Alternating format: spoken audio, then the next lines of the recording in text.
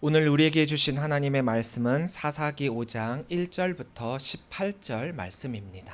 사사기 5장 1절부터 18절 말씀입니다. 함께 한 목소리로 읽도록 하겠습니다.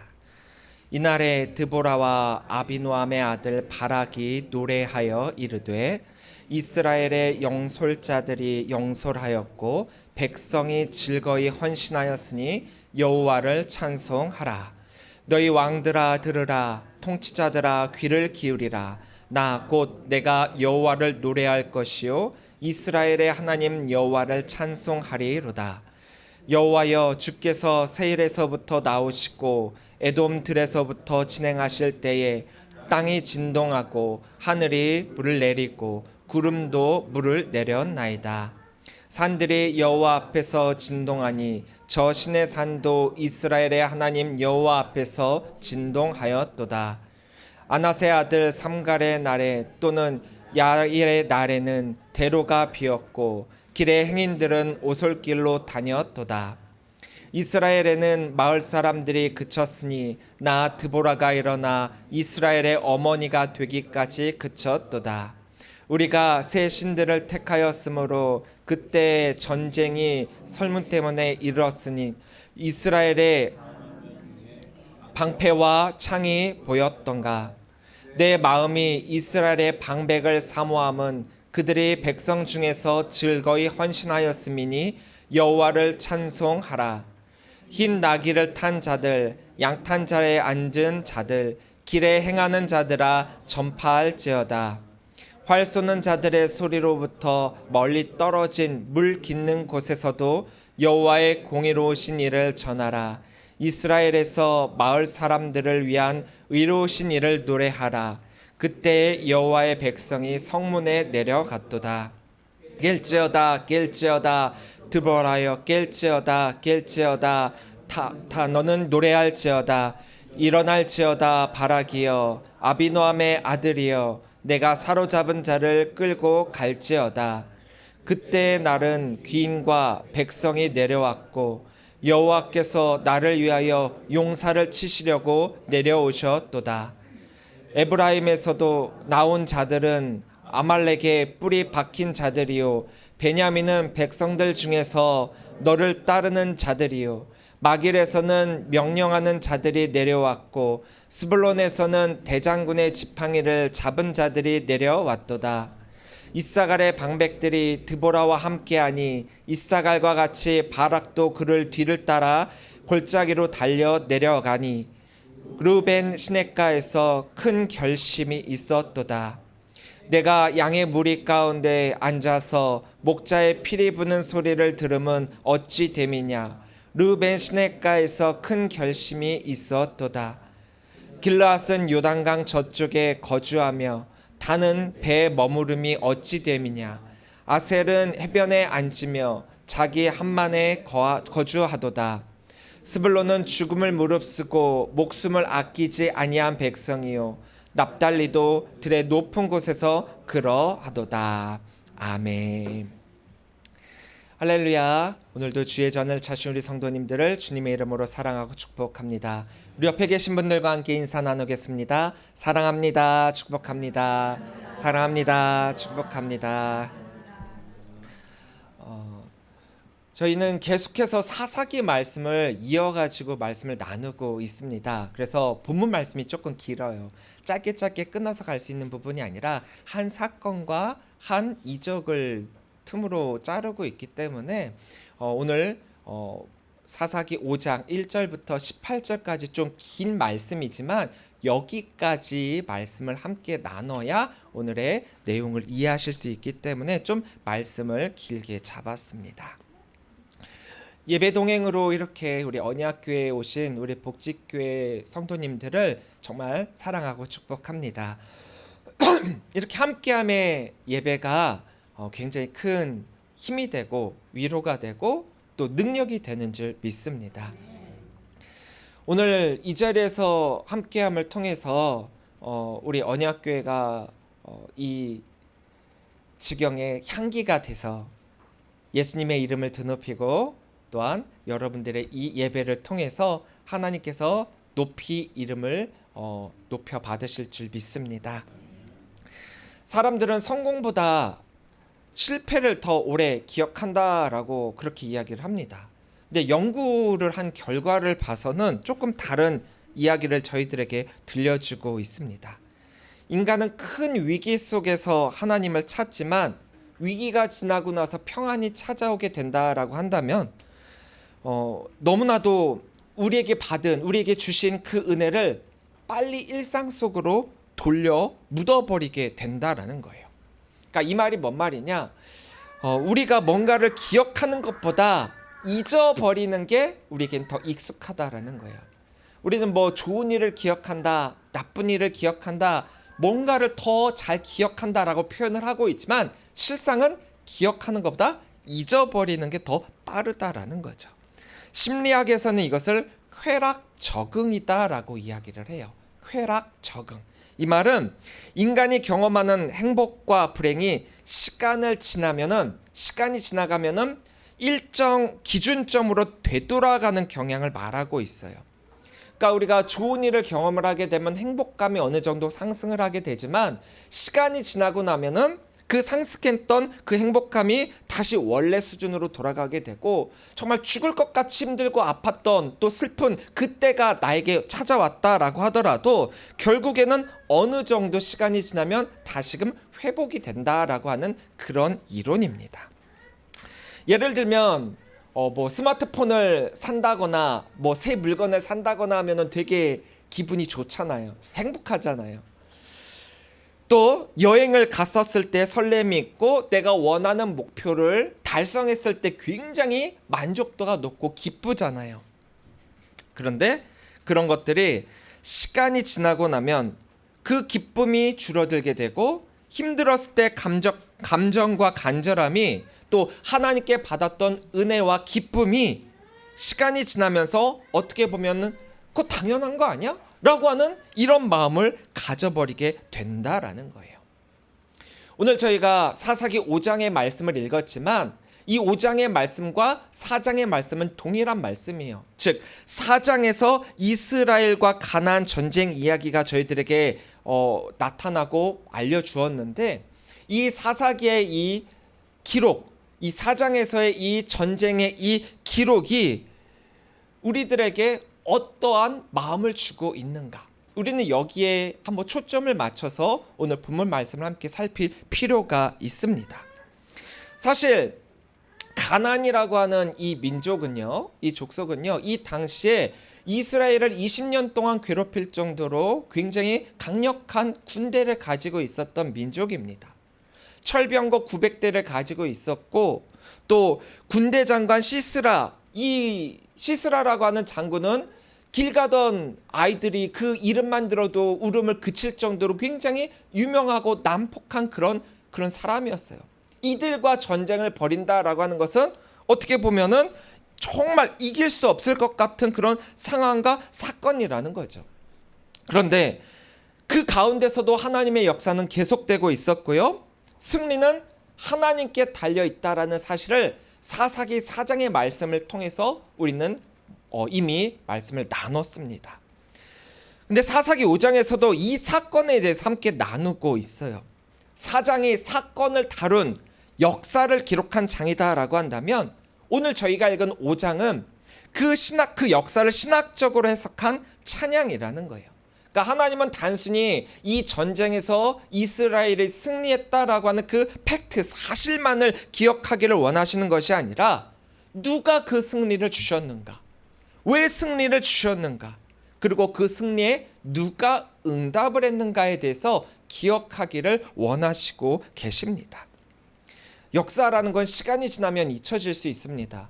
여러분들 몇십 년을 살아오면서 살아왔던 모든 것들을 다 기억할 수 있습니까? 그렇지가 않아요. 그러나 찬양은 시대를 넘고 세대를 넘어 기억되어지게 되어 있어요. 우리가 지금 부르고 있는 이 찬송가 몇 세대를 넘어서 오늘 우리들에게 들려지고 있는 것입니까? 하나님은 이 승리를 이스라엘로 하여금 찬양하게 만들고 있습니다. 우리도 마찬가지예요. 하나님이 찬양케 한다라는 것은 하나님의 은혜를 우리가 잊어버리지 말아라라고 하는 하나님의 말씀이거든요. 가나안 족속의 철병거 900대는 이길 수 없을 것만 같은 우리 앞에 놓여진 거대한 벽입니다. 이 당시에는 이 전차라고 하는 것이, 이 철병거라고 하는 것이 오늘날의 우리 인간 앞에 놓여진 굉장히 큰 전차와도 같은 거란 말이에요. 인간의 몸으로 그 철갑들은 전차를 어떻게 이길 수 있겠습니까? 시작하기도 전에 우리의 전의를 꺾을 수 있을 만큼의 강력한 무기입니다. 하지만 성경은 단 한 번도 우리가 이길 수 있을 것만 같은, 손쉽게 이길 수 있는 승리에 대해서 우리들에게 말씀해 주시고 계시지 않아요. 성경에는 많은 영웅들이 등장하고 위대한 지도자들도 등장을 합니다. 하지만 그들이 있었기 때문에 승리한 것이 아니다라고 이야기를 해요. 하나님은요, 그들을 통해서 이스라엘을 강하게 만든 것은 그들이 아니라, 인간의 힘이 아니라, 무기가 아니라, 능력이 아니라 하나님의 능력을 대신 드러내는 존재로서 그들을 사용하셨다라는 거예요. 그들이 위대했기 때문에, 힘이 셌기 때문에, 능력이 많았기 때문에 사용하신 것이 아니라 하나님의 능력을 그들이 사용했기 때문에, 하나님의 능력을 드러냈기 때문에 그들이 위대한 영웅으로, 또 위대한 지도자로 우리들에게 기억되고 있다라는 거예요. 우리에게 있어서 승리는 언제나 결과물입니다. 어떤 사건이 다 끝난 이후에 그 승리를 보고 기뻐합니다. 하지만 하나님은 그 결과를 우리가 맞이하기 이전에 이미 그 이전부터 말씀하셨어요. 그 결과에 대한 승리에 대해서 미리 말씀하셨다라는 거예요. 왜냐? 하나님의 일하심은 이미 그때도 일하시고 계셨기 때문이에요. 우리는 단순히 자꾸 결과만을 보고 승리했다라고 하는 것에 기뻐하지만 하나님이 우리에게 말씀하셨다라는 것에 우리는 기뻐할 수 있어야 된다라는 거예요. 이미 그때 승리는 주어졌기 때문이죠. 결과를 맞이해야만 결과를 알 수 있는 것이 아니라 결과 이전부터 하나님이 우리들에게 말씀해 주신다면 우리는 이미 그 결과를 맞이한 것과 다름이 없다라는 거예요. 그럼에도 불구하고 우리는 그 결과를 모른다고, 결과를 알려달라고 이야기를 해요. 그 이유가 무엇입니까? 우리의 시선은 과거와 현재와 미래를 동일하게 바라봐야 되는데 과거를 보면서도 보지 못하고 그 과거를 통해 미래를 보여주시는데도 미래를 보지 못하고 단순히 내 앞에 놓여진 지금 당장의 현실만을 바라보고 있기 때문입니다. 이스라엘의 승리는 이때뿐만이 아니었어요. 이미 이전에도 이스라엘과 하나님은 함께 해주셨고 수많은 승리와 이적을 보여주셨습니다. 모든 것이 은혜였죠. 홍해를 건넜던 감격, 광야에서 먹었던 만나의 기쁨, 여리고 성이 무너졌던 은혜. 그런데 시간이 지나자 다 잊어버리기 시작을 합니다. 그래서 하나님은 끊임없이 우리들에게 기억하라라고 말씀하고 계세요. 우리가 왜 성경을 계속 읽어야 됩니까? 왜 설교 말씀을 들어야 되고 찬양해야 되고 왜 성경 공부를 해야 됩니까? 우리는 끊임없이 반복해서 기억하며 그 은혜를 간직해야 되기 때문이에요. 우리가 흔히 오늘 이 사사기 5장을 드보라의 노래다라고 그렇게 이야기를 하거든요. 근데 이 드보라의 노래인 이 사사기 5장은 승리의 노래인 동시에 믿음을 잃지 않도록 부르는 기억의 노래라는 거예요. 이 노래는 과거를 아름답게 회상하기 위한 것이 아니라 앞으로도 하나님만을 의지하며 살아가라라고 하는 믿음의 선언이기도 합니다. 그래서 이 말씀을 우리가 읽을 때 분명하게 기억해야 될 것은 단순한 찬양으로 그치는 것이 아니라 단순히 하나님이 이스라엘을 승리케 해주셨구나라고 하는 것으로 그치는 것이 아니라 그 승리를 누가 주셨는가? 하나님이 주셨다. 그 승리를 누구와 함께 누리길 원하시는가? 하나님이 우리와 함께 하시기를 원하신다. 여기에 초점을 맞춰서 오늘 본문 말씀을 함께 나누기를 원합니다. 2절 말씀입니다. 이스라엘의 영솔자들이 영솔하였고 백성이 즐거이 헌신하였으니 여호와를 찬송하라. 이 말씀에서 굉장히 중요한 단어가 나오고 있어요. 바로 즐거이 헌신하였다라는 말입니다. 이건 히브리 원문으로 나다브라고 하는데요.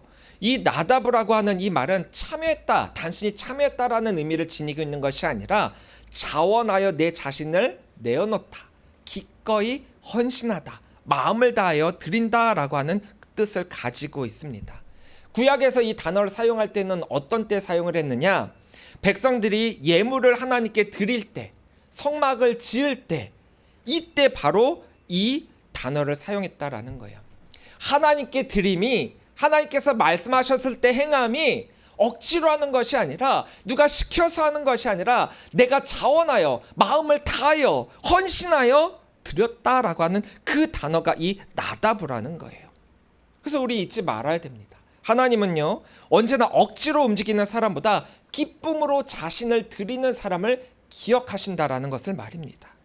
하나님께서는 능력 많은 사람을 찾는 게 아니시라고 그랬죠.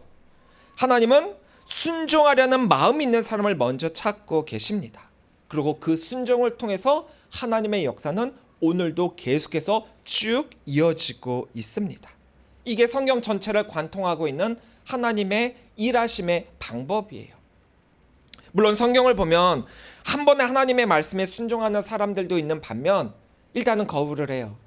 못합니다 라고 했다가 그래도 또 마음에 걸림이 있는지 그 말씀에 순종해 나가는 사람이 있고 끝까지 거부하는 사람들이 또 있죠. 우리가 하나님의 사역에 동참하고자 결단하는 것에는 완전한 순종이 있어야 됩니다. 마지못함이 아니에요. 시키니까 그냥 하는 게 아니라 완전한 결단, 완전한 순종이 있어야 된다는 거예요. 우리가 신앙생활을 하고 교회에 나오고 있고 사역을 하고 헌신을 한다라고 하고 봉사를 한다라고 하는데 과연 여러분들 그럴 때 여러분들의 마음을 한번 들여다보신 적이 있으십니까? 내가 어떤 마음으로 사역을 하고 있는가? 어떠한 마음으로 예배하고 있는가? 아브라함은 갈 바를 알지 못했다라고 했습니다. 하지만 하나님이 부르시니까 그 말씀에 순종했다라고 했어요. 창세기 12장 말씀이죠. 거기를 보면 그 믿음을, 그 모습을 하나님이 기쁘시게 보고 그를 믿음의 근원으로 삼으셨다라고 했어요. 이거예요. 우리가 이것저것 다 계산을 하고 따져보고 이성적으로 판단했을 때 괜찮겠다 싶어가지고 하는 게 아니라 하나님이 말씀하시면 거기에 토 하나 다는 게 아니라 계산하는 게 아니라 이것저것 따지는 게 아니라 어떻게 보면 그 당장의 그 실행을 통해 그 순종을 통해 하는 그것이 나의 손해인 것 같고 실패인 것 같아 보일지 모르지만 하나님이 일단 우리들에게 말씀하셨다라고 하는 그것이 성공의 보장, 승리의 요건이다라고 하는 것을 우리가 그 결과를 미리 알고 하는 것이다라고 한다면 그 누가 하나님의 말씀에 불순종할 수 있겠습니까? 이사야도 환상 가운데 하나님의 음성을 듣고 주님, 제가 여기 있습니다. 나를 써주십시오. 나를 보내주십시오. 고백했죠. 모세도 하나님께서 부르셨을 때 처음엔 어땠습니까? 못합니다. 입이 둔합니다. 나보다 더 뛰어난 사람을 보내십시오라고 했지만 나중에는 하나님이 사용하시는 위대한 지도자가 되지 않았습니까? 신약에서도 마찬가지입니다. 예수님은 화려한 종교 지도자들을 먼저 부르신 것이 아니라 어떻게 보면 그 당시에 가장 무식하다라고 하는 갈릴리 바닷가 어부 출신들을 주님을 따르겠다라고 하는 평범한 어부들을 부르시지 않으셨습니까? 그리고 십자가 역시 자원하는 사랑의 절정이었습니다. 예수님이 억지로 십자가를 지신 게 아니잖아요. 떠밀어 갖고 십자가를 지신 게 아니잖아요. 구속사는 언제나 자원하는 순종으로 이루어져 왔고 그 순종하는 자의 모습, 삶을 통하여 하나님의 역사는 이어져 내려왔다라는 사실을 우리가 잊지 말아야 합니다. 오늘날은 우리가 성공한 사람을 평가하는 시대를 살아가고 있죠. 얼마나 큰 일을 했는가, 많은 일을 했는가, 얼마나 성공했는가, 성과를 얼마나 많이 냈는가. 근데 하나님은 우리들에게 그런 것들에 대해서 물어보시는 게 아니라 이렇게 말씀하고 계세요. 너는 내가 부를 때 응답했느냐? 응답했느냐? 잘했냐 못했느냐 우리의 신앙의 결과를 물어보지 않아요. 너가 신앙생활 잘했냐 그걸 물어보는 게 아니에요. 우리는 믿음이 강하고 약하고 그 판단을 우리 스스로 하면서 저 사람 믿음이 약해가지고 겨우 저거 갖고 실족하고 넘어져 그렇게 판단을 하는데 그게 아니라 하나님은 내가 너를 불렀을 때 내가 너에게 말을 했을 때 너는 내 말에 순종했느냐? 그 순종이 결과를 이미 결정하고 있다라는 거예요. 오늘 사사기 5장의 말씀은 드보라가 가장 먼저 승리에 대해서 노래한다. 승리의 규모에 대해서 노래한다. 저 철병거를 우리가 어떻게 부쉈다. 이것을 적군을 어떻게 무찔렀다. 이렇게 이야기하고 있지 않아요. 그게 아니라 백성들이 즐거이 헌신하였다라고 노래하고 있어요. 왜입니까? 하나님께는 우리의 순종이 가장 우선이기 때문이에요. 우리의 신앙도 마찬가지입니다. 우리가 어떤 사역을 했느냐 이게 아니라 하나님께 우리가 부름받았을 때 내 마음은 자원하여 하는 헌신이냐, 하나님의 부르심 앞에서 예라고 했느냐, 사람들이 인정하는 것보다 하나님의 마음을 더 닮아가고 있느냐. 하나님께서 오늘도 찾으신 사람은 완벽한 사람이 아니에요. 능력이 많은 사람이 아니에요. 도리어 인간은요, 연약하고 부족하고 불완전하거든요. 넘어지고 실패할 수밖에 없는 존재들이에요. 그런 존재들을 사용한다라고 하셨을 때는 그 책임은 하나님이 지시겠다라는 거거든요. 저도 큰 교회에서 사역을 할 때, 부목사 사역을 하고 그럴 때 전도사들이 꽤 많았거든요. 근데 전도사들한테 저는 항상 이야기를 해요. 자, 뭔가를 각 부서에 대해서 준비하고 계획하는 거 오케이. 안 하는 게 문제지 하고 싶은 거 있다면 뭐든지 해라. 그리고 실패를 두려워하지 말아라. 전도사는 실패를 경험하는 자리다. 뭔가를 너희가 성공했다라고 하는 만족감을 느끼는 게 아니라 실패를 경험하고 그 실패를 통해 너희가 목사 안수를 받았을 때 더 이상 그걸 하지 말아라라고 하는 자리다. 책임을 지는 자리는 너희들에게 이러한 자격을 준 나한테 있으니까 모든 걸 내가 다 책임질 테니 실패할 것을 두려워하지 말고 다 해봐라.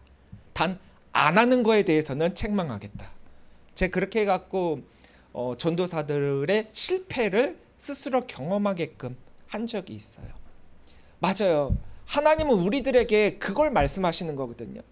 우리들이 실패를 경험하는 것을 두려워하는 그 모습으로 멈춰 있는 것이 아니라 그것도 경험해보고 또 그것을 통해서 하나님이 주신 능력이 무엇인지를 깨닫게 되는 것, 그것을 우리들이 경험하시기를 원하시고 계신다라는 거예요. 근데 그게 억지로 하게 되면 결과가 어떨까요? 실패를 해도 나에게 교훈이 되지 않아요. 성공을 해도 나의 이적이 되지 않아요. 하나님의 음성을 기쁨으로 자신을 드릴 줄 아는 사람, 하나님의 음성으로 나아가는 그 자리에서 하나님이 나를 사용하시고 계시는구나 라고 하는 기쁨에 겨운 그 자리, 하나님은 바로 그런 사람을 통해 오늘도 새로운 역사를 시작하시고 그 사람의 삶을 통해서 하나님의 나라 노래를 만들어가고 계십니다. 하나님은요, 가장 불리한 상황에서 하나님의 능력이 드러나도록 일하신다라고 했어요. 우리의 능력이 늘어날 수 있는 그런 자리로 우리를 부르시는 게 아니라 하나님의 능력이 드러나는 자리로 우리를 이끄시고 계시다라는 거예요. 그러니까 우리가 뭐 능력이 많고 적고 그것이 하나님의 역사를 좌지하고 하는 것이 아니라는 거죠. 그게 아니라 순종하는 자를 그 자리에 세우시고 그 자를 사용하여 승리케 하여 주신다.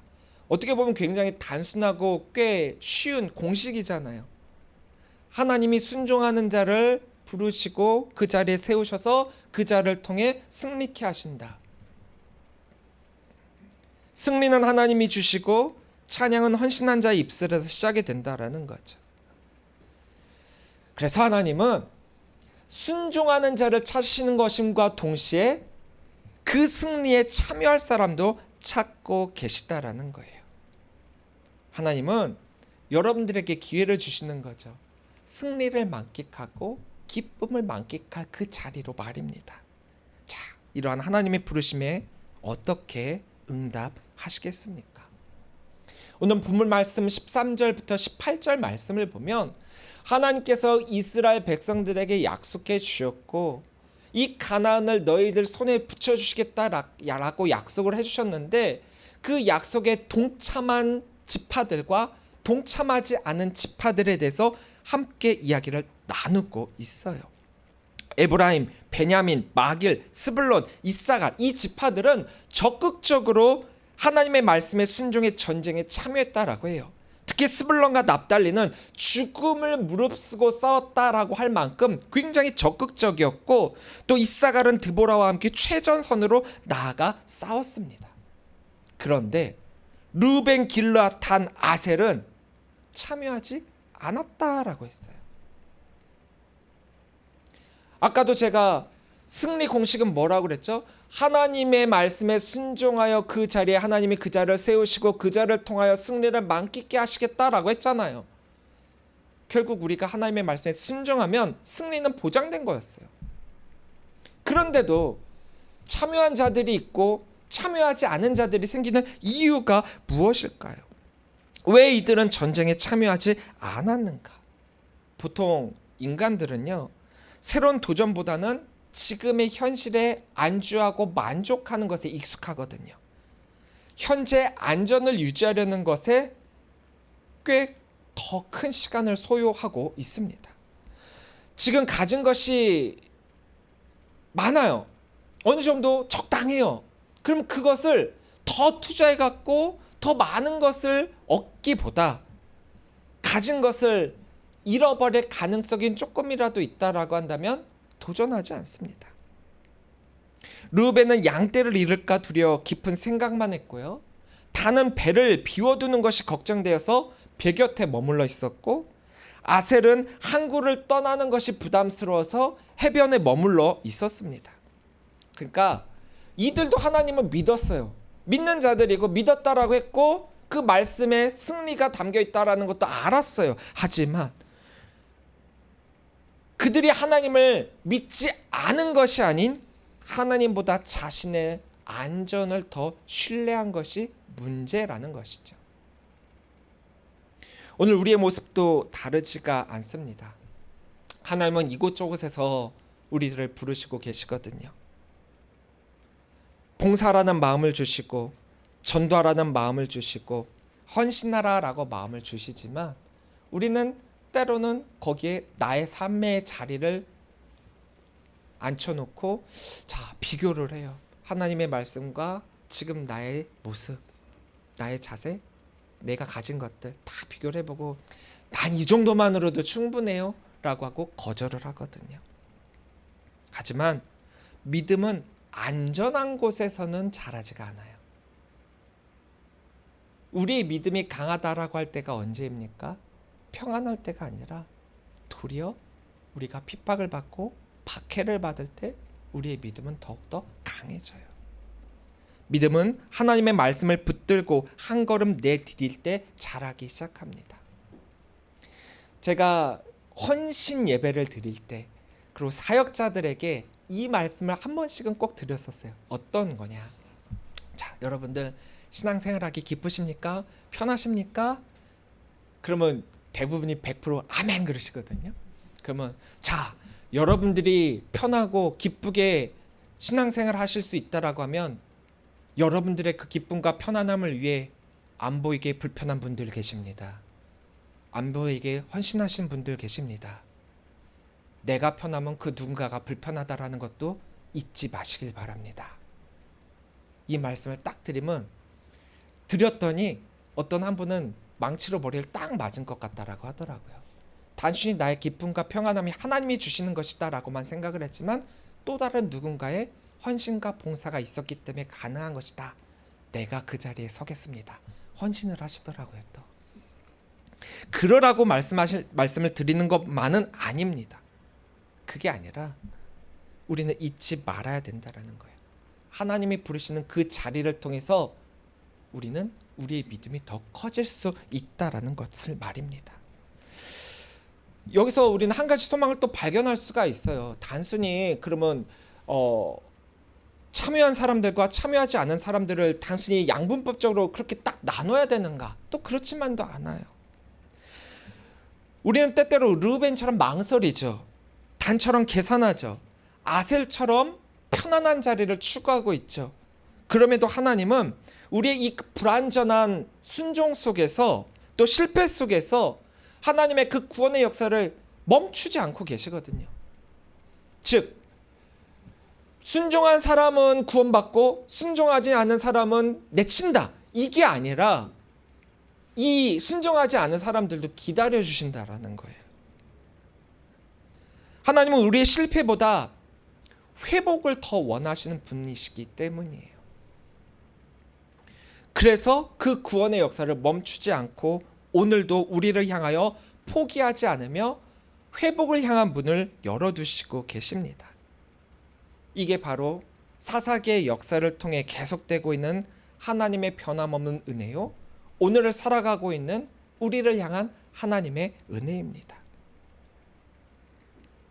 그래서 우리는 늘 깨어 내 영이 지금 이 상황 가운데 만족하고 주저앉도록 하는 것이 아니라 하나님의 부르심에 다시 응답할 수 있도록 영적으로 일어서야 될 때입니다.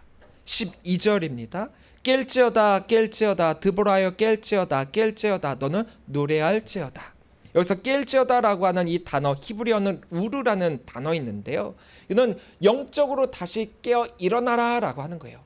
근데 드보라는 이 먼저 앞서 스스로에게 먼저 깨라고 이야기를 하고 그 다음에 또 다른 이들을 향하여 깨라라고 이야기를 하고 있어요. 참된 영적 지도자는 다른 사람들만을 깨우는 자가 아니라 내 자신이 먼저 깨고 그 다음에 또 다른 이들을 깰 수 있도록 돕는 자들이죠. 오늘 하나님께서 우리들에게 말씀하십니다. 다시 일어나라, 다시 예배하라, 다시 기도하라, 다시 순종하라. 이 부르심에 우리가 응답할 수 있는 것은 우리의 의지나 능력 때문만이 아니라 이미 우리를 위해 십자가를 지신 예수 그리스도의 은혜가 우리 안에 있고 또 우리 안에 내주하시는 성령님의 인도하심이 우리를 이끄시고 계시기 때문에 우리는 그 순종의 삶을 살아갈 수 있는 것입니다. 사랑하는 성도 여러분, 하나님은 완벽한 자를 부르시는 게 아니에요. 순종한 자를 부르시고 또 비록 지금은 순종하지 않았지만 순종할 자를 찾고 계시고 다시 일어나는 사람을 사용하시는 분이십니다. 그래서 우리는 오늘 우리들에게 필요한 것은 새로운 능력이 아니라 다시 깨어나는 믿음이라는 거예요. 깰지어다 깰지어다. 이 믿음으로 우리는 하나님의 부르심에 기쁨으로 응답하며 나아가야 할 것입니다. 초반에 말씀드렸던 쾌락, 적응이라고 하는 이 단어, 이 늪에 빠져서 하나님의 은혜를 잊어버리기 쉬운 존재가 우리들이에요. 우리가 받은 게 얼마나 많습니까? 받은 은혜가 얼마나 큽니까? 근데 자꾸 잊어버려요. 그럼에도 불구하고 하나님은 오늘도 우리를 부르시고 계십니다. 그 부르심 앞에 우리가 순종함으로 나올 수 있어야 될 것입니다. 우리는 결과를 보지만 결과 이전에 우리들을 부르실 때 그 순종을 먼저 보신다라고 하는 사실을 우리가 잊지 마시기를 바랍니다. 여러분들은 그 순종함으로 하나님께서 우리들에게 주신 진정한 승리를 맛보신 분들입니까? 대답이 없으시네요. 맛보셨을 줄 믿습니다. 그래서 그 주신 승리를 통해 여러분들의 입술이 하나님을 찬양하고 있을 줄 믿습니다. 그리고 그 순종을 통해서 하나님의 역사는 오늘도 저와 여러분들의 삶을 통해 이어져 가고 있는 줄 믿습니다. 이 세상 속에서 우리는 특별한 사람들은 아니에요. 내가 뭐 잘났겠습니까? 내가 뭐 능력이 특출하겠습니까? 하지만 하나님의 부르심에 순종하는 그 순간 우리는 특별해집니다. 세상은 성공한 자들을 찾지만 하나님은 순종하는 자를 찾으셔서 그들을 통해 그들의 삶을 역사의 노래로 만드시고 계십니다. 뭐 내가 믿든 내가 안 믿든, 내가 뭘 하든 뭘 안 하든, 내가 뭐 이랬다 저랬다 이것으로 하나님의 역사는 바뀌지 않습니다. 하나님의 역사는 오늘을 이루어 가십니다. 그러나 나의 자원하는 헌신이, 또 나의 순종이 하나님의 역사와 함께 한다라고 하는 그거 얼마나 놀라운 일입니까? 그 하나님의 역사에 함께 동참하고 싶지 않으십니까? 하나님의 은혜를 경험한 사람들의 삶 자체가 바로 하나님께 드려지는 찬양입니다. 세상은 유명한 사람들의 이름만을 기억하지만 하나님은 순종한 사람들의 그 이름을 생명책에 기록하십니다. 우리도 순종의 삶을 통해서 우리의 삶이 하나님의 역사로 이어지고 새로운 찬양이 주님 앞에 드려질 수 있게 되기를 주님의 이름으로 간절히 축원합니다. 여러분들의 삶이 하나님의 역사를 이루실 것입니다. 기도하겠습니다.